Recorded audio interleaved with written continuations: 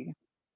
For example अगर मैं आपसे कहूँ कि यार एक ऑब्जेक्ट इक्विलिब्रियम है, इस पर इधर एक फोर्स लग रही है 10 न्यूटन की और इधर एक फोर्स लग रही है एफ, इस नीचे इसका वेट है और ऊपर इस पर एक फोर्स लग रही है 100।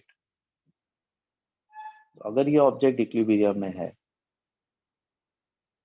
इफ इन इक्विलिब्रियम,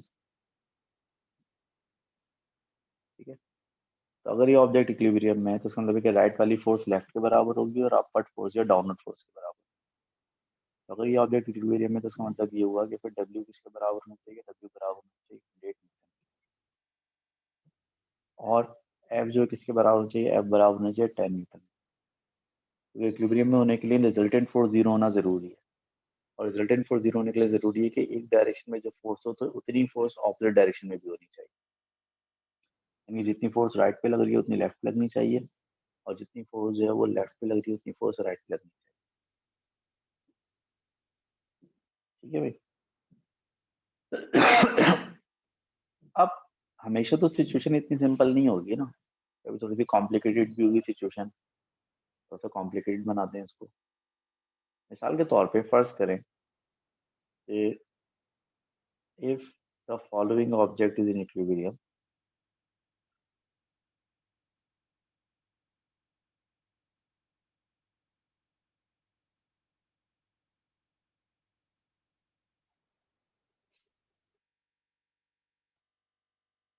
फर्स्ट करें एक ऑब्जेक्ट है वो इक्विलिब्रियम में, मिसाल तो ऑब्जेक्ट है बेचारा, इस पर एक फोर्स लग रही है नीचे,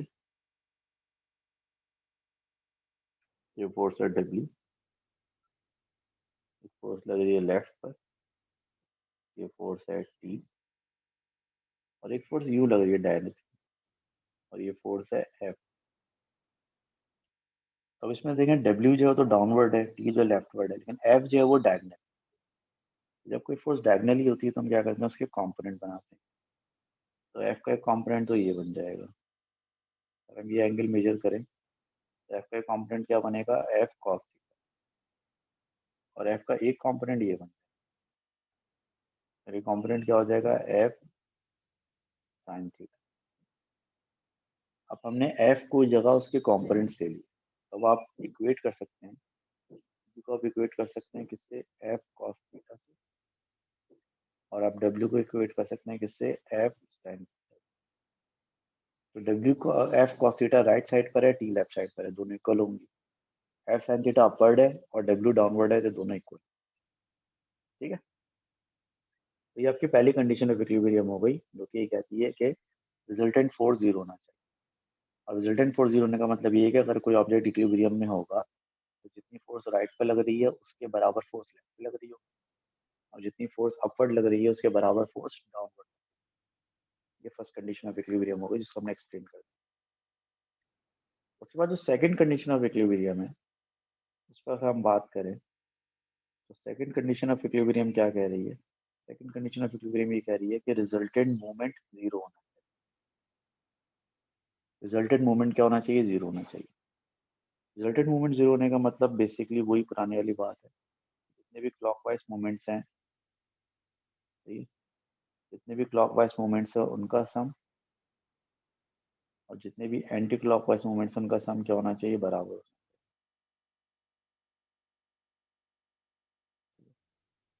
तो सम ऑफ क्लॉकवाइज मोमेंट्स बराबर होना चाहिए किसके, सम of anti clockwise.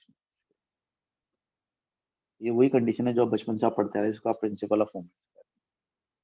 Second condition ये कहती है कि अगर एक ऑब्जेक्ट इक्विलिब्रियम में होगा तो उसके लगने वाले सारे क्लॉकवाइज मूवमेंट्स का सम उस पर लगने वाले सारे एंटी क्लॉकवाइज मूवमेंट्स के सम के बराबर होगा। अब इसमें जो नई बात है वो ये है कि ये कंडीशन सेटिस्फाई होगी अबाउट एनी पॉइंट। जो मैंने जुमला लिखा है अबाउट एनी पॉइंट, इसका आसान गाने मतलब क्या है, इसका गाना मतलब ये है कि considering pivot at any point. यानी कि अगर एक ऑब्जेक्ट जो है वो बैलेंस्ड है इक्विलिब्रियम की हालत में, उसके clockwise movements anti clockwise movements के बराबर होंगे, sum of clockwise movement sum of anti clockwise movement के बराबर होगा। लेकिन इसके लिए जरूरी नहीं है कि पिवट आप उसी पॉइंट पे लें जो पॉइंट डायग्राम में बना हुआ है। आप किसी भी पॉइंट पे पिवट कंसिडर करें और हर फोर्स का मोमेंट निकालें, तो हमेशा क्लॉकवाइज मोमेंट जो है एंटी क्लॉकवाइज मोमेंट के बराबर है। ठीक है, ये बात जरा नहीं है हमारे लिए, ये बात थोड़ी समझ में नहीं आ रही। हम एक काम करते हैं कि एग्जाम्पल ही करते हैं। उस एग्जाम्पल में हम फर्स्ट कंडीशन ऑफ इक्विलिब्रियम भी लगाएंगे, सेकंड कंडीशन ऑफ इक्विलिब्रियम भी लगाएंगे, और फिर इंशाल्लाह ताला इससे आपको समझ में आएगा ये जो मैंने लिखा है कि पिवट को आप किसी भी पॉइंट पे कंसीडर कर सकते हैं, इस बात का मतलब। ठीक है, तो जरा हम पहले इस बात को एक एग्जाम्पल के जरिए समझने की कोशिश करते हैं। फर्स्ट है क्वेश्चन आपको हम दे रहे हैं, बहुत सिंपल सा क्वेश्चन है। क्वेश्चन ये है कि following structure of negligible wait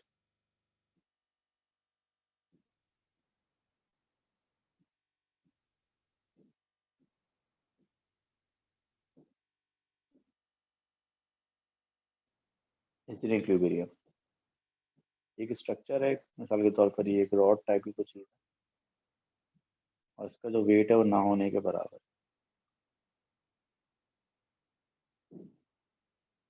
ठीक है, ये स्ट्रक्चर है, इसका वेट ना होने के बराबर है।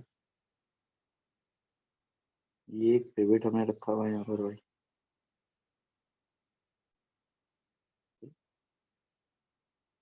यहाँ पर एक फोर्स लग रही है माशाल्लाह से,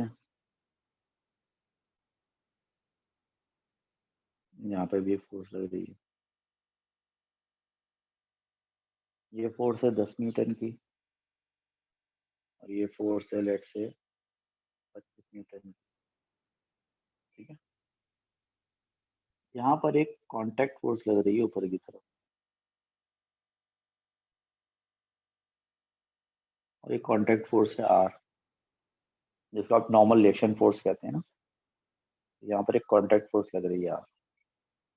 ठीक है, इसके अलावा जो ये डिस्टेंस है, डिस्टेंस है 2 मीटर्स का, और ये जो डिस्टेंस है ये डिस्टेंस है x मीटर का। तो हमें क्या करना है, हमें ये करना है कि इस डायग्राम में हमें मालूम करना है पॉइंट आर और एक्स। इस डायग्राम में जो नॉर्मल कांटेक्ट फोर्स है पिवट के ऊपर वो हमें मालूम करनी है, और जो डिस्टेंस एक्स है वो हमें मालूम करनी है। और यहाँ पे एग्जामिनर ने शर्त रखी है, शर्त रखी है एग्जामिनर ने कि apply to conditions of equilibrium, यानी कि हमें जो इक्विलिब्रियम की जो दो कंडीशंस हैं उनको अप्लाई करना जरूरी है। Apply to conditions of equilibrium, फिर इनसे अप्लाई करके देखते हैं। फर्स्ट कंडीशन ऑफ इक्विलिब्रियम क्या कहती है? फर्स्ट कंडीशन ऑफ इक्विलिब्रियम ये कहती है कि सारी फोर्सेस का सम जीरो होना चाहिए। सारी फोर्सेस का रिजल्टेंट जीरो होने का मतलब है कि जितनी फोर्सेस राइट पे लगेंगी उतनी लेफ्ट पे लगेंगी, जितनी अपवर्ड लगेंगी उतनी डाउनवर्ड लगेंगी। अब इस डायग्राम में कोई अपवर्ड या डाउनवर्ड फोर्स तो है नहीं, तो हम क्या करेंगे, ऊपर वाली फोर्सेस को नीचे वाली फोर्सेस के बराबर लेंगे। ऊपर वाली फोर्स है आर, और नीचे वाली फोर्सेस दो हैं 25 प्लस 10। तो आर कितना हो गया, आर हो गया 35 में। पहले सवाल का जवाब आ गया। दूसरी कंडीशन क्या होती है, रिजल्टेंट मोमेंट जीरो होना चाहिए। इस पॉइंट को हम पी कहते हैं, इस पॉइंट को हम ओ कहते हैं, इस पॉइंट को हम क्यू कहते हैं। अब हमने पिवट कहाँ पे लिया है, पी पे। हमने यहाँ पे लिखा है अबाउट पी। जब मैं लिखता हूँ resultant moment is equal to zero about P, इसका मतलब है कि मैं पी को पिवट कंसीडर करता हूँ। जब आप कहते हैं कि रिजल्टेंट मोमेंट जीरो होंगे तो उसका मतलब क्या होगा, उसका मतलब ये होगा कि जो सम ऑफ क्लॉकवाइज मोमेंट्स हैं वो किसके बराबर होना चाहिए, जो सम ऑफ क्लॉकवाइज मोमेंट्स हैं वो बराबर होना चाहिए सम ऑफ एंटी क्लॉकवाइज मोमेंट्स के बराबर होना चाहिए। अब जो क्लॉकवाइज मूवमेंट होगा वो 10 न्यूटन की वजह से होगा। 10 न्यूटन का डिस्टेंस कितना है from the pivot X. R का कोई मूवमेंट नहीं होगा क्योंकि आर पिवट पर है, और 25 का एंटी क्लॉकवाइज मूवमेंट होगा, वो कितना होगा 25 मल्टीप्लाई बाय 2। जो एक्स की वैल्यू है वो क्या आ जाएगी, एक्स की वैल्यू आ जाएगी 5 मीटर। तो आर की वैल्यू 35 न्यूटन आ गई और एक्स की वैल्यू 5 मीटर आ गई। अल्लाह खैर से अल्लाह सवाल सॉल्व हो गया सॉल्व। लेकिन अब इस सवाल को हम दोबारा फिर से सॉल्व करें। फिर से हम फर्स्ट कंडीशन लगाएंगे। फिर से फर्स्ट कंडीशन लगाएंगे तो sum of all forces should be equal to 0, यानी कि अपवर्ड फोर्सेस बराबर होंगी डाउनवर्ड फोर्सेस के। आर बराबर होगा 25 प्लस 10 के, तो आर की वैल्यू आ गई 35, जैसे कि पहले आई थी वैसे फिर आ गई। अब हम जब सेकंड कंडीशन लगाएंगे तो सेकंड कंडीशन क्या कहती है कि summation of all moment should be equal to 0। हमने समेशन ऑफ ऑल मोमेंट्स निकालते वक्त पिवट पी पे लिया था, अब हम कहते नहीं यार पिवट हम ओ पे लेंगे। क्यों लेंगे? बस हमारी मर्जी। तो अगर आप पिवट ओ पे ले रहे हैं तो आप यहाँ पे क्या लिखेंगे? अबाउट, यानी अब आप 1 मिनट के लिए भूल जाएं कि पी पे पिवट था, अब आप भी समझें कि ओ पे pivot है। अगर आप ओ पे पिवट है, अगर फर्ज करें कि अब जो आपने पिवट ओ पे कंसीडर कर लिया, इस जगह अगर आपका पिवट है, ये आपका पिवट, तो ये जो आर है जो ऊपर की तरफ लग रही है, ये इसको कैसे घुमाएगी? एंटी क्लॉकवाइज घुमाएगी, ऐसे एंटी क्लॉकवाइज घुमाएगी ना इसको ऐसे, क्योंकि ये अब आपके लिए पिवट हो गया। ऊपर जो फोर्स लग रही है ये स्ट्रक्चर को ऐसे घुमाएगी एंटी क्लॉकवाइज। और जो अगर आपने ओ को पिवट अज्यूम किया हुआ है, इसको पिवट अज्यूम किया हुआ है अगर आपने ओ को, ये 10 न्यूटन की फोर्स है, क्या करेगी कि इसको इस तरह से घुमाएगी, यानी क्लॉकवाइज घुमाएगी, इस तरह से घुमाएगी क्लॉकवाइज। तो 10 न्यूटन का मोमेंट क्लॉकवाइज होगा और आर का मोमेंट जो होगा वो एंटी क्लॉकवाइज होगा। जब आप इक्वेट करेंगे तो आर का जो मोमेंट है, आर मल्टीप्लाई बाय कितना होगा? आर का डिस्टेंस ओ से कितना है? 2 मीटर। जो 10 न्यूटन की फोर्स है उसका डिस्टेंस कितना है ओ से? उसका डिस्टेंस है 10 टू ओ से एक्स प्लस, तो डिस्टेंस ये एक्स हो गया, ठीक है। ये तो डिस्टेंस ये एक्स हो गया और डिस्टेंस 2 हो गया, दोनों ऐड करेंगे तो 10 न्यूटन का डिस्टेंस आ जाएगा फ्रॉम ओ। सिंप्लीफाई करें तो आर की वैल्यू आप ऑलरेडी निकाल चुके हो, आर की वैल्यू आप कितनी निकाल चुके हो? 35।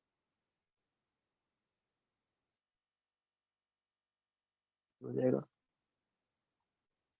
73 10 एक्स प्लस 2,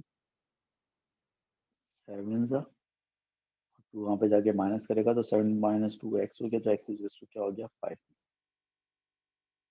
देखें एक्स का अभी भी वही आंसर आया जो पिछली दफा में है। सर पिछली दफा अबाउट आपने ओ में पिवट पी 25 पे न्यूटन लिया नहीं था, लेंगे? एक्स की वैल्यू 5 मीटर आई थी। अगली दफा आपने पिवट ओ पे लिया तब भी एक्स की वैल्यू 5 है।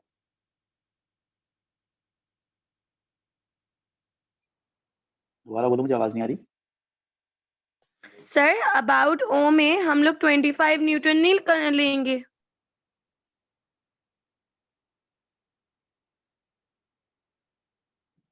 बट आपकी आवाज नहीं आ रही मुझे। अबाउट वो समझ में आया था, उसके आगे समझ में नहीं आया।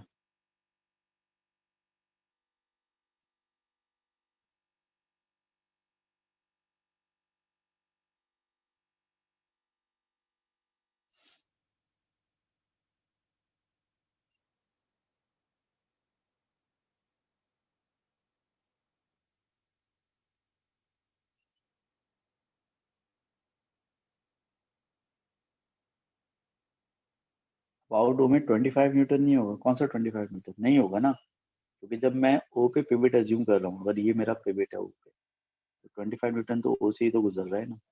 तो जब कोई फोर्स पिवट से गुजरती है तो फिर उसका मूवमेंट थोड़ी कंसीडर करते हैं, उसका मूवमेंट सर 25 नहीं होगा इसमें। तो नहीं बात, इसको मैं एक तरीके से और सॉल्व कर रहा हूँ।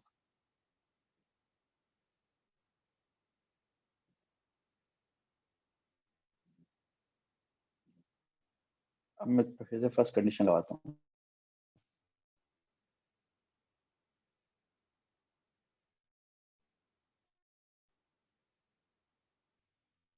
फर्स्ट कंडीशन लगाऊंगा तो summation of all forces should be equal to 0 होना चाहिए।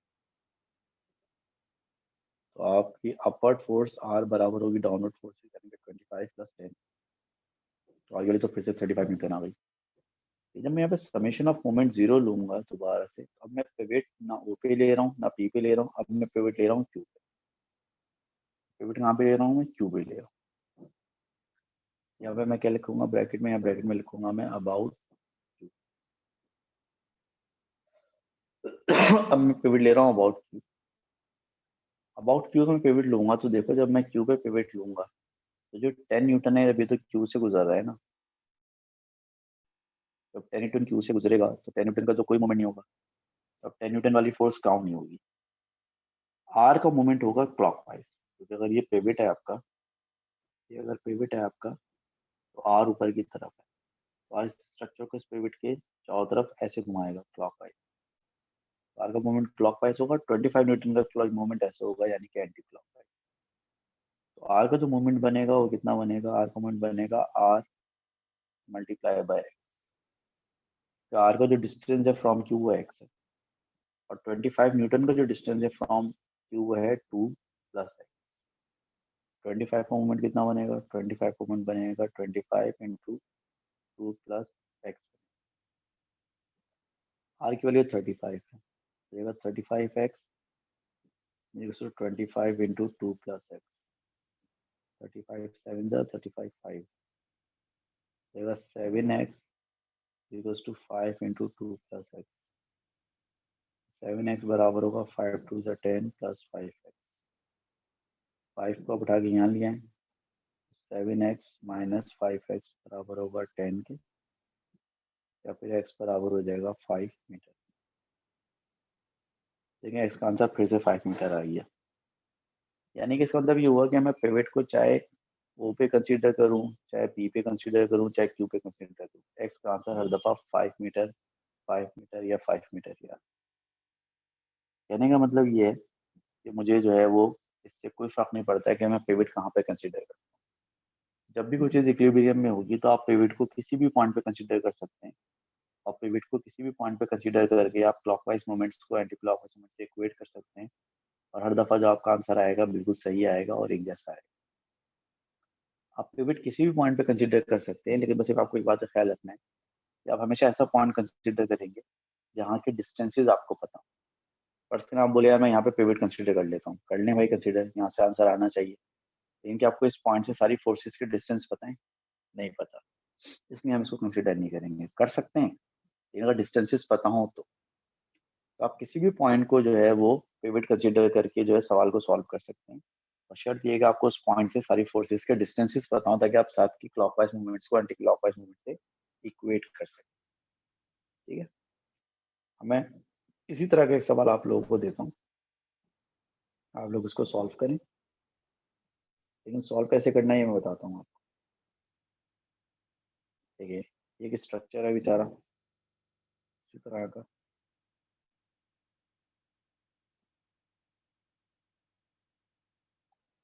ये स्ट्रक्चर यूनिफॉर्म नहीं है। यूनिफॉर्म का मतलब है कि इसका वेट इसके बिल्कुल सेंटर में नहीं होगा। फर्स्ट में इसका वेट जो है फर्स्ट यहाँ पे लग रहा है कहीं,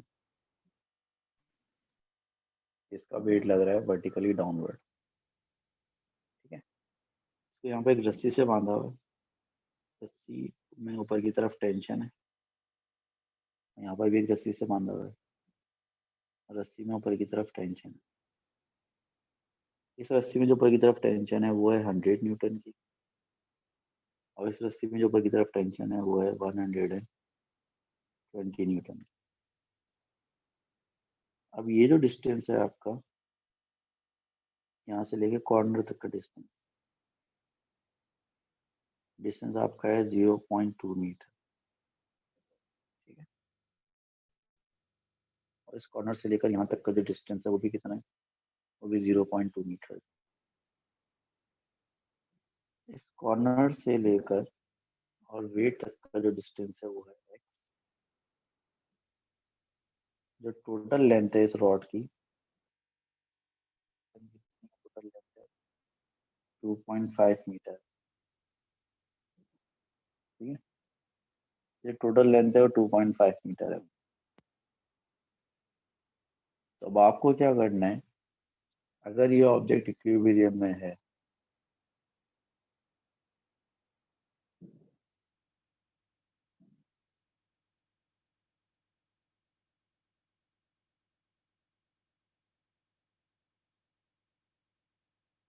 ठीक है, अगर ये ऊपर वाला सिस्टम इक्विलिब्रियम में है तो बताएं कि W की वैल्यू क्या होगी और X की वैल्यू क्या होगी। अगर ये ऊपर वाला सिस्टम इक्विलिब्रियम में है तो फिर आप बताएं कि W की वैल्यू क्या होगी ठीक है। अब इसमें जो है ना आपको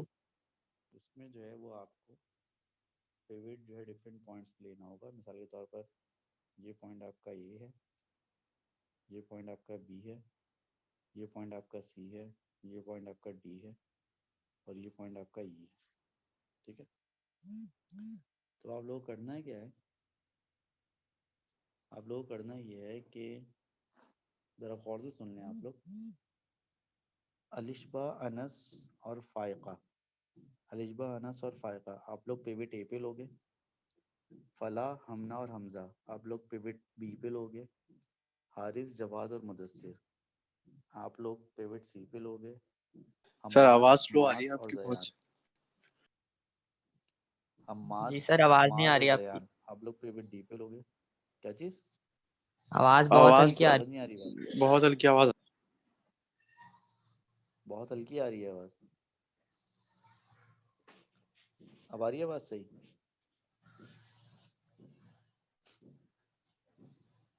अभी आवाज सही आ रही नहीं है? सर अभी की है।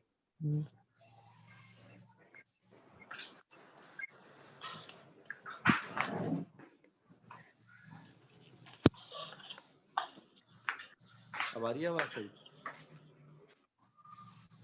जी आ रही अभी है। आवाज आ रही है? जी जी। मैं ये कह रहा था अनस, हमजा और अलिशबा आप लोग पिवट ए पे लोगे और फायका और फला और हमना आप लोग पिवट बी पे लोगे। हारिस, जवाद और मुदस्सिर आप पिवट सी पे लोगे। हम्माद, माज और जयान आप पिवट डी पे लोगे। नासिर, यासूर पे लोगे। ठीक है। बचा समीर, बचा समीर आप भी पिवट डी पे ले लो भाई। जो मैंने नाम लिखे हैं ना इस हिसाब से आप लोग इस क्वेश्चन पे पिवट लें और उसको सॉल्व करें। वैसे सॉल्व होगा, पहले फर्स्ट कंडीशन अप्लाई करें फिर सेकंड कंडीशन अप्लाई करें, लेकिन पिवट आपको इन पॉइंट्स पे लेना है जो मैंने मेंशन किया, ये शर्त है। ठीक है। और फटाफट जल्दी से सॉल्व करें इसको सब लोग।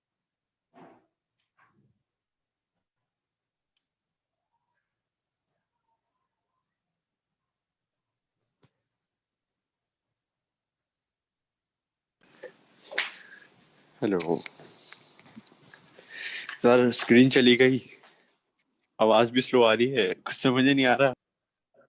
सर चले गए, लेफ्ट आ रहा है। तो आवाज आ रही है मेरी तुम लोगों को? सर स्क्रीन नजर नहीं आ रही। इसकी नजर आ जाएगी, अंधे आदमी को सब्र तो करो। एक नंबर के बेसब्र है सारे। तुझे तुझे बड़ा सब्र है, बाकी सब में सब्र नहीं है। अबे आ गई स्क्रीन आप? सर जी सबर सर आ होना गए। चाहिए ना। आ गई स्क्रीन नजर? चलो फटाफट बेटा 5 मिनट में सबर का सॉल्व फल कर। मीठा होगा। अबे वो मीठे, जल्दी से सॉल्व कर ले इसको सवाल। शाबाश, जल्दी शाबाश अनंत खान। चलो 5 मिनट में सॉल्व करो इसको जल्दी, शाबाश सब लोग।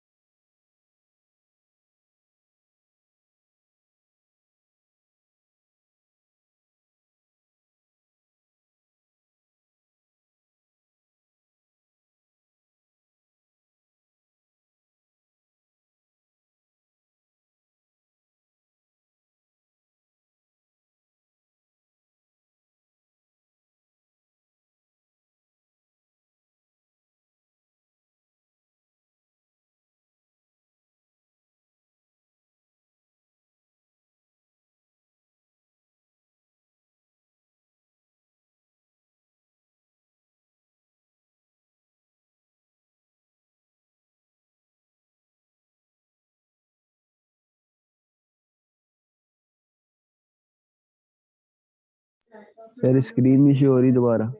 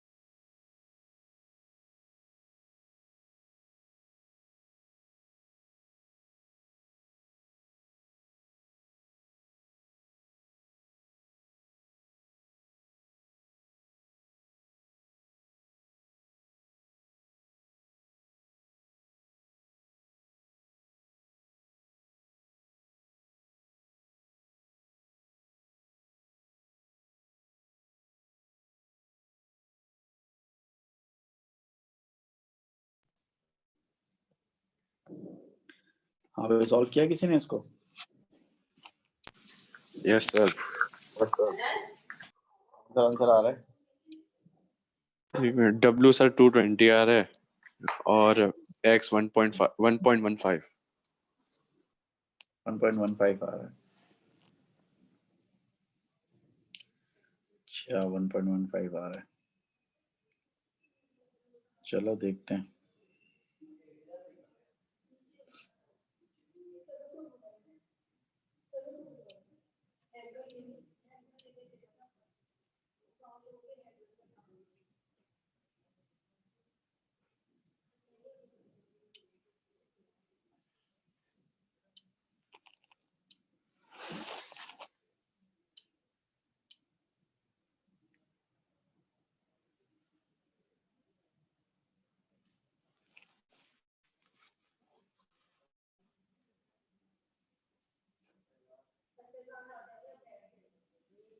चलो मैं किसी भी एक पॉइंट को लेकर मैं सॉल्व कर लेता हूँ। मेरे ख्याल से मैं इसको जो है वो बी पे लेकर सॉल्व कर लेता हूँ मिसाल के तौर पे।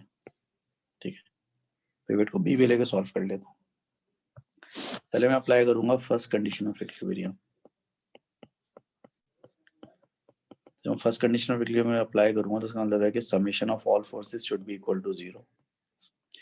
अब यहाँ पर राइट और लेफ्ट पे तो कोई फोर्स लग नहीं रहेगी, तो मैं ऊपर और नीचे की फोर्सेस बराबर लूंगा। ऊपर की दो फोर्सेस हैं 100 और 120 और नीचे की एक फोर्स है W।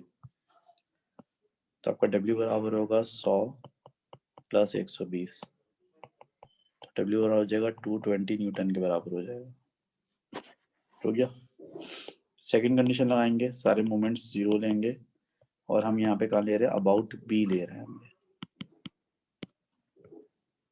तो अगर हम अबाउट B लेंगे तो 100 न्यूटन तो आपका कैंसिल हो गया भाई। अब W जो है वो यहाँ पर क्लॉकवाइज मोमेंट प्रोड्यूस करेगा B पर, और जो 120 एंटी क्लॉकवाइज मोमेंट प्रोड्यूस करेगा। अब मसला सारा ये कि W का डिस्टेंस कितना है और B का डिस्टेंस कितना है। देखें W का डिस्टेंस ये है, ये W का डिस्टेंस, ये डिस्टेंस 0.2 है और ये डिस्टेंस X है। तो W का जो डिस्टेंस बनेगा वो क्या बनेगा, वो बनेगा 2.5 टोटल है, उसमें से माइनस करें 0.2 को और माइनस करें X को, तो बन जाएगा 2.3 माइनस X। ये W का डिस्टेंस बन जाएगा फ्रॉम B। ये W का डिस्टेंस बन गया फ्रॉम B। अच्छा D का जो डिस्टेंस बनेगा, यानी कि 120 न्यूटन का जो डिस्टेंस बनेगा, 120 का जो डिस्टेंस बनेगा यहाँ से B से, वो ये बनेगा। और डिस्टेंस कितना है, पूरा जो आपका 2.5 है टोटल, उसमें से 0.2 इधर का और 0.2 इधर का माइनस करें, 0.2 माइनस 0.2 जगह 2.1 मीटर। तो W का जो डिस्टेंस है वो कितना बन रहा है, W का जो डिस्टेंस बन रहा है W इंटू 2.3 माइनस एक्स, ये बन रहा है W का डिस्टेंस 2.3 माइनस एक्स। और 120 का डिस्टेंस कितना बन रहा है 2.1, 120 मल्टीप्लाई बाय 2.1। W कितना आया, W आया 220 into 2.3 minus x, 120 into 2.1। 2.3 minus x बराबर हुआ किसके, 120 मल्टीप्लाई बाय 2.1 डिवाइड बाय 220। 0 से 0 कैंसिल हो गया, 2 6 है एंड 2 11 है, तो हो जाएगा 6, हो जाएगा 6 12 12.6 डिवाइड बाय 11। तो x बराबर हो जाएगा किसके, 2.3 माइनस 12.6 डिवाइड बाय 11। ये देखो भाई कितना आ रहा है, कितना आया भाई ये,